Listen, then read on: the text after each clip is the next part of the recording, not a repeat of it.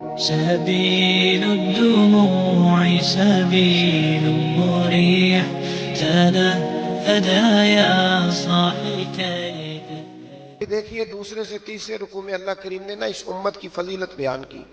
فرمایا کنتم خیر امت اخرجت للناس، فرمایا تم بہترین امت ہو، تمہیں اللہ تبارک و تعالیٰ نے لوگوں کی بھلائی کے لیے پیدا فرمایا ہے. اے رسول کریم کی امت تم ایک بہترین امت ہو. دنیا میں سب سے کمزور شخص پتہ کون ہوتا ہے؟ جسے یہ پتہ ہی نہیں ہوتا کہ میرا مقام کیا ہے. اگر پتہ چل جائے نا میرا مقام کیا ہے تو جینا آسان ہو جائے. یعنی ایک آدمی استاد ہے، ٹیچر ہے، اور جب وہ چھوٹی حرکت کرتا ہے نا تو پتہ لگتا ہے کہ اسے پتہ ہی نہیں کہ میرا اصل میں مقام کیا ہے. تو استاد ہے، تیرا سٹیٹس ہے، تیرا معیار ہے، اتنی چھوٹی بات تو کر گیا. بہت بڑا آدمی، وزعدار آدمی، وہ جب چھوٹی بات کرتا ہے تو محسوس ہوتا ہے کہ نہیں باتوں میں ہی بڑا ہے، باقی اس کے پاس کوئی چیز موجود نہیں ہے. امت مسلمہ بڑی امت ہے. جب یہ چھوٹی بات کرتی ہے نا، چھوٹی بات، میں ملک سے باہر تھا تو وہ سنگیوں کو، ہمارے مسلمانوں کو کچھ مسئلہ بن گیا. ان کی ڈیوٹی ہے سارا دن غیروں کی تعریفیں کرنا، سارا دن تعریفیں کرتے ہیں. ان کی سڑکیں دیکھی ہیں، ان کے مکان دیکھیں، ان کی فلانی چیز دیکھی ہے. تو میں نے ان سے کہا کہ میں نے تو سنا ہے کہ بچہ بالغ ہو جاتا ہے تو ابا خود کہتا ہے جا اپنا بندوبست کر. کہتا ہے کہ نہیں کہتا؟ تو میں نے کہا یہ تو نکال دیتے ہیں بچوں کو، بچے اپنا بندوبست کر لیتے ہیں اور ابا جی کا بندوبست کوئی بھی نہیں کرتا. 2-3 مہینے یورپ میں بوڑھا اندر مر جاتا ہے تو پھر باہر خبر آتی ہے کہ مر گیا، جب بدبو گلی میں آنے لگتی. یہ معیار ہے. سڑکیں پکی ہیں، اس میں کوئی شک نہیں، مکانات اچھے ہیں، قانون کی پابندی ہے. لیکن میرا مسلمان جب وہاں جاتا ہے اشارہ نہیں توڑتا، تو اگر یہاں بھی نہ توڑے تو قانون یہاں بھی صحیح ہو سکتا ہے. لیکن جو بندہ وہاں سے پیسے کما کے آتا ہے نا، وہ کہتا اب اشارہ نہ توڑو تو پتہ کیسے چلے گا کہ میں وہاں سے آیا ہوں. تو بھائی آپ بہترین لوگ ہیں، آپ چھوٹی بات کیوں کرتے؟ آپ بہترین لوگ. آپ تھوڑا اونچا بیٹھ کے بات کریں. آپ کا ایک سٹیٹس ہے، مومن کا ایک مقام ہے. میرے نبی کریم صلی اللہ علیہ، رسول کریم علیہ السلام بیت اللہ شریف میں کھڑے تھے، کعبہ معظمہ کے سامنے. حضور نے بیت اللہ شریف کی طرف دیکھ کے فرمایا، کہ ترمذی کی حدیث ہے، حضور فرمانے لگے کعبے تیری بڑی عزت ہے، پر جو بندہ میرا کلمہ پڑھ لیتا ہے نا، بندہ مومن، اس کی عزت اللہ کی نظر میں کعبے سے بھی زیادہ ہے. وہ زیادہ قابل اعزاز ہے. اب اس کو سمجھنا چاہیے نا کہ جس نے حضور کا کلمہ پڑھا اس کا ایک اعزاز ہے، یہ چھوٹی بات نہیں کر سکتا. اور اعزاز کس وجہ سے ہے وہ بھی اللہ کریم نے ارشاد فرمایا. فرمایا اخرجت للناس. اعزاز اس لیے نہیں کہ تیرا رنگ گورا ہے، اعزاز اس لیے نہیں کہ تیرا قد اونچا ہے، اعزاز اس لیے نہیں کہ تیرے پاس ڈگریاں زیادہ. تأمرون بالمعروف. امت مسلمہ کی شان اس لیے زیادہ ہے کہ یہ لوگوں کو بھلائی کا حکم دیتے ہیں. وَتَنْهَوْنَ عَنِ الْمُنْكَرِ. اور لوگوں کو برائی سے منع کرتے ہیں. اور یہ جو کام لوگ کرتے ہیں نا، خیر کا حکم دینا، برائی سے منع کرنا، یہ لوگ دنیا کے امام ہوتے ہیں. اب ہمارے ہاں کیا ہوتا ہے، ایک سازش ہوتی ہے. جن لوگوں کو ہم نے نیکی کا حکم دینا تھا نا، اللہ کی توحید کا پیغام دینا تھا، نبی کریم علیہ السلام کی رسالت کی بات جن لوگوں کو ہم نے کرنی تھی، جب ہمارا لیڈر اسی قوم کو بطور مثال یہاں بیان کرتا ہے، یعنی جس کے لیے حکم تھا کہ ہم اسے کہیں کہ تو کلمہ پڑھ لے، جب اسے ماڈل بنا کے ہمارے سامنے پیش کیا جائے گا کہ وہ بڑا اچھا ہے، تو ہم اسے کیسے کہیں گے کلمہ پڑھ؟ اور پھر اس سے اگلی بات یہ ہے کہ ہم تقریروں سے کلمہ پڑھانا چاہتے ہیں. تقریر بڑی مؤثر کام ہے، ضرور ہونی چاہیے، لیکن دنیا میں انقلاب عمل سے آتا ہے، عمل سے. صحابہ کرام علیہم رضوان نے بڑی بڑی تقریریں کی، بڑے بڑے جاندار وہ لوگ تھے کہ ایک جملہ کہتے تھے تو دنیا تڑپ اٹھتی تھی، لیکن ان کی تقریروں سے زیادہ اثر ان کے عمل میں تھا. حضرت بایزید بسطامی رحمۃ اللہ علیہ کا زمانہ تھا، تو ایک یہودی اور مسلمان کی دوستی تھی. تو اس یہودی نے مسلمان سے کہا کہ یار ہماری بڑی دوستی ہے تو دوستی پکی رہنی چاہیے. تو مسلمان کہنے لگا بالکل پکی رہے گی، میرے دل میں بھی بڑے دنوں سے خواہش تھی کہ دوستی پکی ہو جائے. تو کہا کیسے پکی ہو سکتی ہے؟ تو مسلمان کہنے لگا تو کلمہ پڑھ لے دوستی. تو وہ یہودی کہنے لگا یار ناراض نہ ہونا، میں نے 2 اسلام دیکھے، کون سے والے اسلام کا کلمہ پڑھو؟ اس نے کہا دو اسلام؟ کہنے لگا ایک اسلام تیرا ہے، ایک حضرت بایزید بستامی کا ہے۔ میں اور تو کٹھے رہتے ہیں، نماز کا وقت ہوتا ہے تو بھی بیٹھا رہتا ہے، میں بھی بیٹھا رہتا ہوں نماز، اور ادھر اگر شراب کی مجلس چلتی ہے تو میں جاتا ہوں تو معاذ اللہ تو بھی چلا جاتا ہے، اگر کوئی فحاشی اور یعنی کا کام ہے میں جاتا ہوں تو بھی چلا جاتا ہے۔ تو اگر ایک لفظ ہی مجھ سے کہلانا ہے، ایک جملہ ہی کلمے کا، تو میں کہہ دیتا ہوں، لیکن اگر تو مجھے اس اسلام کی دعوت دیتا ہے نا جو حضرت بایزید بستامی کا ہے، حضرت بایزید بستامی کا بھی ایک اسلام ہے، وہ شخص اٹھتا ہے تو پتہ چلتا ہے کہ مصطفیٰ کا غلام ہے، وہ بیٹھتا ہے تو پتہ چلتا ہے یہ کسی کا بنا ہوا ہے، یہ رکتا ہے، آتا ہے، جاتا ہے تو اس کے وجود سے شعائیں چھلکتی ہیں، محسوس ہوتا ہے کہ اس پر رنگ اپنا نہیں، اس پر محمد عربی کا چڑھایا ہوا رنگ ہے، تو نظر آتا ہے۔ تو اگر وہ والا اسلام ہے تو میں قبول کرنے کو تیار ہوں، مجھے پڑھاؤ کلمہ۔ کہ دیکھیں نا، ایک شخص سے میں نے کہا کہ تو سر پہ پگڑی باندھ لے، اور میں نے باندھی نہیں ہوئی، تو فوراً اس کے دل میں خیال آئے گا کہ اگر اتنی اچھی ہوتی تو آپ بھی تو باندھتے نا۔ یعنی وہ آدمی جو بزنس میں جھوٹ بول رہا ہے اور درجنوں جھوٹ بولتا ہے، وہ جب کسی کو سچ بولنے کا مشورہ دیتا ہے تو سامنے والا اس پہ ہنستا ہے، وہ کہتا ہے یار تو نہ ایسے کر، تجھے تو میں اچھی طرح جانتا ہوں تو کیا کہتا ہے۔ تو اللہ تبارک و تعالیٰ نے اس آیہ کریمہ میں ہمیں سمجھایا ہے، ارشاد فرمایا جا رہا ہے کہ تم بہترین امت اس لیے ہو کہ لوگوں کو بھلائی کا حکم دیتے ہو اور برائی سے روکتے ہو، منع کرتے ہو۔ اللہ تعالیٰ ہمیں سمجھنے کی توفیق عطا فرمائے۔ اگلے رکوع میں اللہ تبارک و تعالیٰ نے ارشاد فرمایا کہ بے شک جن لوگوں نے کفر کیا ہے نا، قیامت کے دن اپنا سارا مال دے کے، اپنی ساری جائیداد دے کے بھی اگر وہ جان چھڑانا چاہیں گے تو ان کی جان چھوٹے گی، وہ دوزخی ہیں تو دوزخ میں ہمیشہ ہی رہیں گے، دنیا کا مال قیامت کے دن کام نہیں آئے گا۔ تو بالکل اس سے متصل اللہ کریم نے پھر حکم دیا کہ کوئی چیز کام آنی ہے تو ابھی سے خرچ کر لو اللہ کے راستے میں۔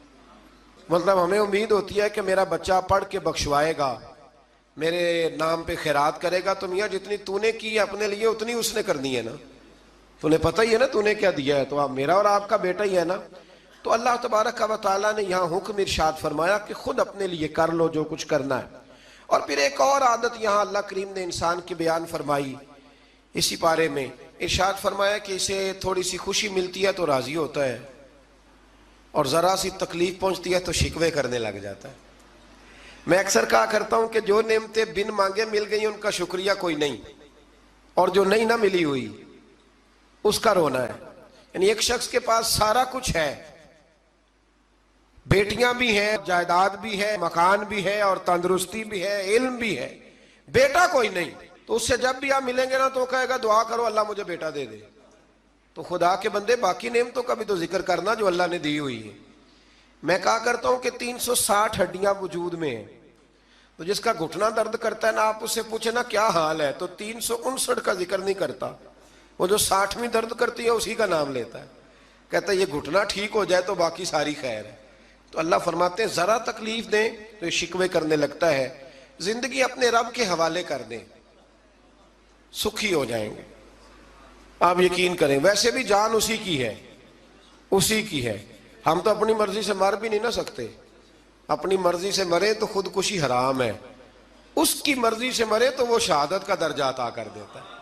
وہ کہتے تم مار ہی نہیں سکتے چونکہ مرے جو میری مرضی سے ہو، لہٰذا اس کے سپرد کر دیں۔ آگے اللہ تبارک و تعالیٰ نے نا جنگ احد میں مسلمانوں کے ساتھ جو معاملہ پیش آیا نا، بظاہر مسلمان تھوڑا سا پیچھے ہٹے، کفر کو وقتی طور پر غلبہ ملا، یہ ذرا تھوڑے تھوڑے مسلمانوں کے حالات خراب ہوتے ہیں تو لوگ پریشان ہو، شاید یہ ہمیشہ کے لیے، ایسا نہیں ہے، بلکہ جہاں بھی آپ پیچھے جاتے ہیں نا، جو آدمی پیچھے جایا کرتا ہے نا وہ تیز دوڑنے کے لیے جایا کرتا ہے، جب وہ پیچھے جاتا ہے تو اس کا مطلب ہے اب تیز دوڑ کے آئے گا، یہ یاد رکھیں۔ اور جب آپ سمجھیں نا کہ گھٹن زیادہ ہو گئی ہے تو پھر سمجھ لیں اب آندھی بھی تیز ہی آئے گی، یہ اصول ہے۔ اگر کبھی آزمائش زیادہ آتی ہے تو پھر اللہ آسانی بھی زیادہ عطا فرماتا ہے۔ تو مسلمانوں کو ذرا کمزوری ہوئی تو پریشان ہو گئے، تو رب کریم نے فرمایا پریشان نہ ہو، وہ وقت نہیں تمہیں یاد والا قد نصرکم اللہ ببدر وانتم اذلہ، جب ہم نے تمہاری بدر میں مدد کی تھی حالانکہ تم کمزور تھے۔ اب تو تم ہزاروں میں ہو تو 313 تھے، رب نے تمہاری مدد فرمائی تھی۔ فرمایا احد میں اگر مشکل آ گئی ہے تو پریشان نہ ہو، اللہ اگلے میدانوں میں بھی تمہاری ضرور مدد فرمائے گا۔ پھر اسی پارے میں اللہ کریم نے دوڑنے کا حکم دیا ہے، فرمایا دوڑو۔ کس طرف؟ فرمایا وَسَارِعُوا إِلَىٰ مَغْفِرَةٍ مِّن رَبِّكُمْ، دوڑو دوڑو دوڑو اپنے رب کی بخشش کی طرف دوڑو۔ اور کدھر دوڑو؟ فرمایا وَجَنَّةٍ أَرْضُهَا السَّمَاوَاتُ وَالْأَرْضُ، اس جنت کی طرف دوڑو جس کی صرف چوڑائی زمین اور آسمان کے برابر ہے۔ اللہ کریم نے چوڑائی بتا دی، فرمایا جنت کی چوڑائی اتنی ہے جتنے زمین و آسمان ہے۔ تمہیں چوڑائی بتا دیا، باقی لمبائی کا حساب کرتے رہنا۔ اور میرے رسول کریم علیہ السلام نے تو جنت کا مضمون سمیٹا تو حضور نے جملوں میں حد ہی کر دی۔ بڑی نعمتیں بیان کر کے بڑی نعمتیں بیان کر کے حضور فرمانے لگے اللہ نے تمہارے لیے بڑا کچھ بنایا ہے، اور اتنا کچھ بنایا ہے نہ کسی آنکھ نے دیکھا، نہ کسی کان نے سنا، اور نہ تمہارے دل پہ کبھی خیال ہی گزرا ہوگا، جو نعمتیں رب نے تمہارے لیے جنت میں تیار کی ہوئی۔ تو اس میں اللہ تبارک و تعالیٰ نے اس بات کی طرف بھی ذکر فرمایا۔ پھر اسی پارے کے اندر اللہ کریم نے غصہ پینے والوں کو اور معاف کرنے والوں کو کہا کہ یہ وہ والی نیکی ہے جو اللہ کو بڑی پسند ہے۔ ہمارے زمانے میں غصہ پینے والی عمر آتی کوئی نہیں، چھوٹی عمر میں کہتے ہیں بچہ اس لیے ضدی ہے، جوان ہو جائے تو کہتے ہیں خون گرم ہے، بوڑھا ہو جائے تو کہتے ہیں انہوں پتہ ہی نہیں لگتا۔ تو بھئی یہ بتائیں پھر درگزر کی عمر کون سی ہے؟ بچہ تھا تو ضدی تھا، اور جوان تھا تو خون گرم تھا، بوڑھا ہو گیا تو اب چڑچڑا ہو گیا ہے۔ تو بھئی معاف کرنے کی عمر کون سی ہے؟ میرے رسول کریم علیہ السلام نے زندگی میں دکھ زیادہ دیکھے۔ حضور فرماتے ہیں جتنا مجھے ستایا گیا کسی کو نہیں ستایا گیا۔ حضرت جابر ابن عبداللہ فرماتے ہیں میں نے اپنے محبوب کو جب بھی دیکھا مسکراتے ہی دیکھا اور معاف کرتے ہی دیکھا۔ تو مہربانی فرمائیں والکاظمین الغیظ والعافین عن الناس، غصہ پینے والے، لوگوں کو معاف کرنے والے۔ واللہ یحب المحسنین، فرمایا یہ وہ نیکوکار ہیں جن سے اللہ محبت فرماتا ہے۔ غصہ پینے والوں اور معاف کرنے والوں سے اللہ محبت فرماتا ہے۔ پھر آگے انہی آیات کے اندر اللہ تبارک و تعالیٰ نے مسلمانوں کو یہ حکم دیا ہے کہ جب تم سے کوئی غلطی ہو جائے، جب تم بھول جاؤ تو پھر تم اپنے رب کی بارگاہ میں معافی مانگو، اور جب تم معافی مانگو گے اللہ تبارک و تعالیٰ اپنے فضل سے تمہیں معاف فرما دے گا۔ پھر اللہ تبارک و تعالیٰ نے بڑی شرح و بسط کے ساتھ اس بات کا ذکر فرمایا، تفصیل کے ساتھ۔ احد کے اندر جب لوگ پریشان ہوئے تھے تو وہ شدید آزمائش کا شکار تھے، تو مالک کریم نے انہیں تسلی دی، فرمایا یہ تمہاری آزمائش وقتی ہے، آنے والے وقت میں اللہ تمہیں کامیابیاں عطا فرمائے گا۔ احد کے بعد پھر جتنا بھی جہاد ہوا سب میں میرے رب نے کامیابیاں عطا فرمائی۔ پھر اسی پارے میں اللہ تبارک و تعالیٰ نے آیت نمبر 159 کے اندر رب کریم نے نبی کریم علیہ السلام کی سیرت کا ایک خاص پہلو بیان فرمایا ہے۔ حضور کی سیرت کا، زندگی کا ایک خاص عنصر بیان کیا، اور اللہ کریم نے فرمایا محبوب اللہ کی کیسی رحمت ہوئی کہ آپ اپنے غلاموں کے لیے نرم دل ہو گئے۔ یہ اللہ تعالیٰ کی کیسی رحمت من اللہ لنت لہم، آپ ان کے لیے نرم دل ہو گئے۔ وَلَوْ كُنْتَ فَظًّا غَلِيظَ الْقَلْبِ، اگر آپ سخت دل ہوتے یا سخت مزاج ہوتے، لَانْفَضُّوا مِنْ حَوْلِكَ، تو یہ آپ کے پاس سے بکھر جاتے، یہ بیچارے آپ کے پاس پھر بیٹھ سکتے۔ یہ سخت مزاج جو آدمی ہوتا ہے اس کے پاس لوگوں کا جمع غفیر نہیں ہوتا، اس کے پاس سے لوگ ٹوٹنے لگ جاتے۔ اچھا وہ اور چکر میں پڑ جاتا، کہتا دیکھا میرا روب، کوئی میرے پاس نہیں بیٹھتا، کسی کی جرت ہے میرے پاس بیٹھے؟ میں نے کہا روب نہیں جناب، آپ مان کیوں نہیں لیتے کہ آپ اخلاقی طور پہ بڑے کمزور ہیں؟ آپ کے اپنے بچے بھی، میں ابا جی کو جانتا ہوں، کئیوں کو جو گھر جاتے ہیں تو بچے چھپتے ہیں اور تسبیح پڑھتے ہیں کہ ابا جی واپس کب جائیں گے گھر سے۔ تو یہ کوئی معیار ہے؟ رسول کریم صلی اللہ تعالی علیہ وسلم کی طبیعت کے اندر وہ خاصیت تھی کہ ہر چھوٹا بڑا میرے محبوب کی بارگاہ میں جا کے اپنا دکھڑا سنا لیا کرتا۔ حضور معاف کرتے تھے، نبی پاک محبت فرماتے تھے، تو اپنی زندگی کے اندر وہ سارے معاملات پیدا کریں۔ ہم خوابوں کی دنیا میں زندہ رہتے ہیں کہ چلو ٹھیک ہے جی میرا بڑا روب چل رہا ہے، کوئی آدمی میرے قریب نہیں بیٹھتا، تو یہ کوئی کمال نہیں۔ نبی پاک علیہ السلام کی سیرت کا کمال یہ ہے کہ حضور تک رسائی آسان تھی. ہر آدمی اپنی بات بڑی آسانی کے ساتھ حبیب کریم کی بارگاہ میں عرض کر لیتا تھا. ایک آیت ہے جی جو آپ نے بڑی ضروری یاد رکھنی ہے. یہ آیت نمبر 179 ہے. اس پر آپ نے ضرور توجہ کرنی ہے, ضرور غور کرنا ہے. ایک چھوٹا سا مسئلہ لوگ بڑا اس کو الجھا دیتے ہیں. اللہ کریم نے اس آیت کریمہ میں اس کا بھی بیان فرمایا ہے. اسی پارے میں سورہ آل عمران میں فرمایا وَمَا كَانَ اللَّهُ لِيُطْلِعَكُمْ عَلَى الْغَيْبِ وَلَكِنَّ اللَّهَ يَجْتَبِي مِن رُّسُلِهِ مَن يَشَاءُ. فرمایا اللہ کی یہ شان نہیں کہ عام لوگوں کو غیب کا علم دے, لیکن اپنے رسولوں میں سے جسے چاہتا ہے اسے چن لیتا ہے. عام لوگوں کو اللہ اپنے غیب پر مطلع کرتا, لیکن اپنے رسولوں میں سے جسے چاہتا ہے اسے. یہ سورہ آل عمران ہے. کوئی کسی تفسیر میں آپ نہ جائیں, سادہ ترجمہ کسی کا کیا ہوا پڑھ لیں. عام لوگوں کو اللہ غیب پر اطلاع دیتا نہیں, لیکن اپنے رسولوں میں سے جس کو چاہتا ہے اسے چن لیتا. حضرت عمر فاروق فرماتے ہیں رسول کریم کے علم پر کچھ منافقین نے اعتراض کیا کہ ہم پیچھے نمازیں پڑھتے ہیں, انہیں ہمارا علم نہیں. تو کہتے ہیں نبی کریم منبر پر بیٹھے فجر کے بعد, تو فرمایا پوچھو کیا پوچھنا ہے. حضور نے اتنا بیان کیا کہ ظہر کی نماز ہو گئی. پھر زور پڑھ کے حضور دوبارہ منبر پر بیٹھے, اتنا بیان کیا کہ عصر ہو گئی.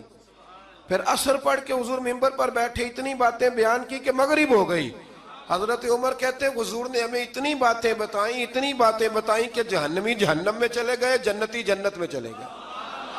اور حضور پھر بیان کرتے ہے کوئی پوچھنے والا تو پوچھو مجھ سے کیا پوچھنا چاہتے ہو. ہمارے استاد تھے, شیخ تھے علامہ تحسین رضا صاحب بریلی شریف میں. انہوں نے ایک قطع کہا تھا بڑا شاندار. کہنے لگے علم غیب رسول کے منکر اس حقیقت کو بھول جاتے ہیں, غیب مانا کہ راز ہے لیکن راز اپنوں سے کب چھپاتے ہیں. اور اعلیٰ حضرت نے تو قلم توڑ دیے, فرمانے لگے اور کوئی غیب تم سے نہا ہو بھلا جب خدا ہی نہ چھپا رہا. جو سب سے بڑا غیب ہے جب نبی پاک نے اسے ہی دیکھ لیا ہے تو پیچھے کیا رہ گیا. تو اس لیے اس آیت کریمہ میں اللہ کریم نے اس مسئلے کو حل فرما دیا. ہاں ایک بات ضرور ہے, اس پر ضرور آپ حضرات توجہ کریں کہ اللہ کے انبیاء کی اور نبی کریم علیہ السلام کی بھی کوئی چیز بھی, کوئی طاقت بھی ذاتی نہیں. جو بھی ہے اللہ کا عطا کرتا ہے. کوئی چیز بھی ذاتی, علم غیب بھی ذاتی نہیں, اللہ کا دیا ہوا ہے. آگے سورہ نساء آ جاتی ہے. سورہ نساء کے اندر نا اللہ کریم نے بالکل آغاز میں ارشاد فرمایا کہ یا ایھا الناس اتقوا ربکم الذی خلقکم من نفس واحدہ.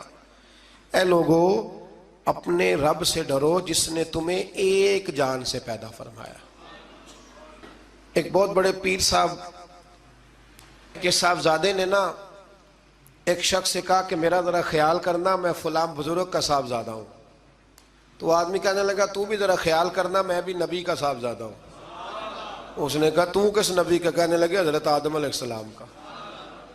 تو چپ کر گیا, کہنے لگا بات تیری ٹھیک ہے کیونکہ سارے حضرت آدم کی اولاد ہے. یہ جو قبائل بنائے جاتے ہیں نا, قبیلے, یہ تعارف کے لیے بنائے جاتے ہیں, صرف تعارف کے لیے کہ پتہ چل جائے اس کا فلاں قبیلے سے تعلق ہے, اس کا. اور برادریوں میں بھی جو قبیلے ہوتے تھے وہ ایک برادری کی بھی مختلف شاخیں ہوتی تھیں, مختلف شاخیں. قریش, بنو امیہ یہ قبیلہ ایک تھا, پھر اس کی آگے شاخیں ہو گئی اور بہت سارے لوگ تھے جو تقسیم در تقسیم ہوئے, شاخیں بنتی جاتی ہیں. تو یہ سارا کچھ کیا ہے؟ تعارف کے لیے ہے, ورنہ اولاد سارے کس کی ہیں؟ حضرت.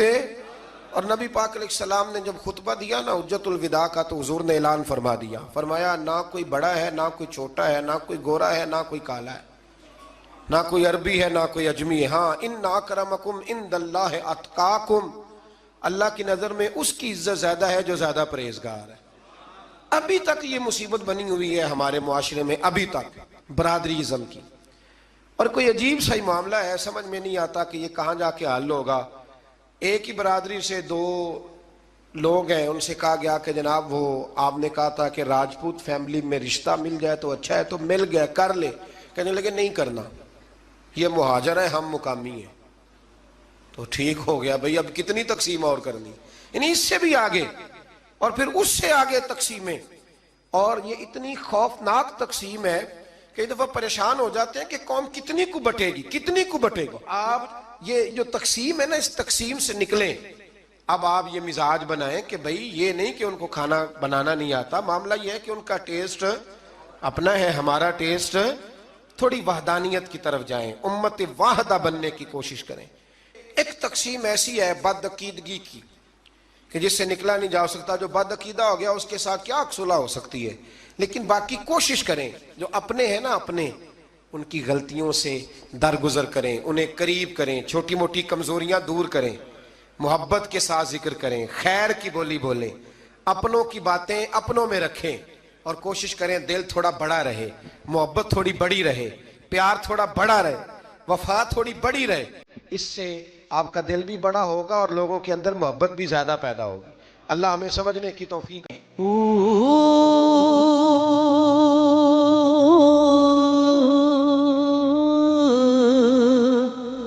اللہ اللہ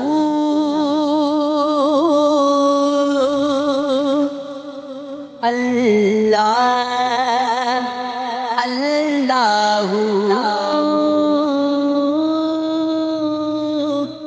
اللہ اللہ